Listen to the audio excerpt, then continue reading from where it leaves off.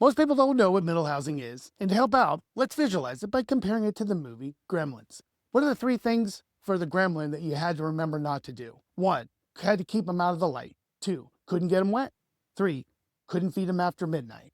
So, let's talk about keeping them out of the light, or keeping everybody in the dark. Rebranding the multifamily into middle housing is the first step. Now, most everybody knows the term multifamily, and they know that multifamily means rentals. So, if planners were to tell homeowners in Washington neighborhoods that no density minimums were going to be allowed in their neighborhood, it'd be pitchforks and torches.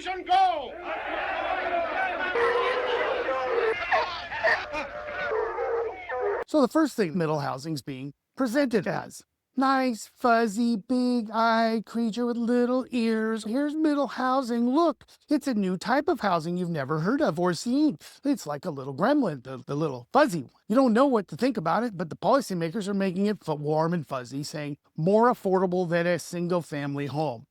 Now, the policy and planners, they're distracting the public because they're staring at some cute little fuzzy while not fully disclosing the fact that these styles are not new. They cannot be sold individually. And in order for it to work, they need to hide the economic damage they're about to cause. Middle housing has been, will always be, multifamily rentals.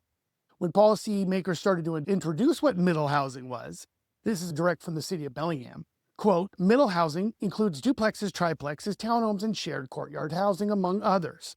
These housing types represent a wider range of housing styles, sizes, and price points, and are generally considered to be more affordable than traditional single-family homes, unquote.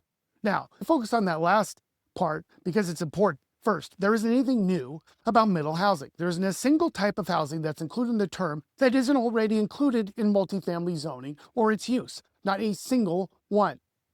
The second thing they needed to do to jam multifamily rentals into single-family neighborhoods, you get rid of the nasty single-family zoning laws and their low-density requirements.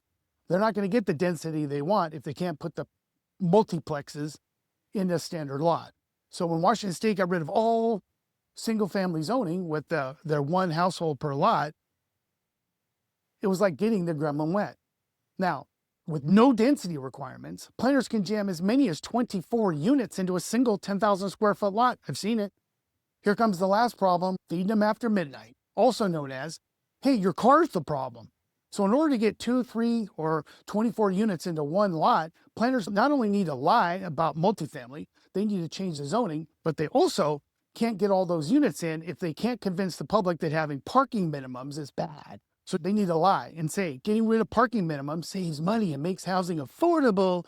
Now here's a statement by the city. They say parking spots cost as much as 20 grand because of these minimums. So their solution is to get rid of all the parking, right? Problem is they can't prove how many units or percentages of money that they're saving by cutting a spot. They're also referring to studies have to do with big apartment complexes and big underground parking garages, not single-family homes or single-family neighborhoods where everybody's tight anyway. So it's odd because we're talking about a 20 grand one-time cost, really, and that's going to save housing.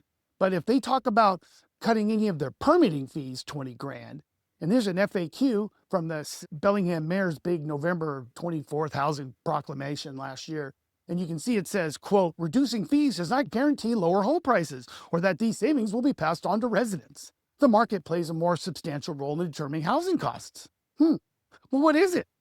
You can't see the cutting one-time cost of a parking spot magically makes housing more affordable and cheaper, and at the same time, cutting the exact same one-time cost of a permit and impact building fee, that doesn't reduce the cost of the same affordable housing in the same market.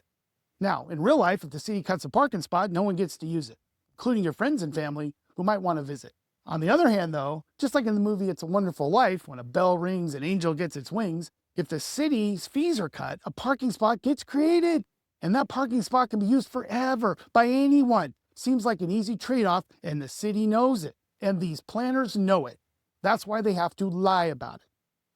So let's talk about the consequences. It doesn't take an urban scientist to study the effects on a neighborhood with crime rate or safety rate when you suddenly see big increases of density, renters, and traffic with cars everywhere, or no spaces to park between them, or no spaces to park or navigate. I'm already scared to death to drive in any CL neighborhood.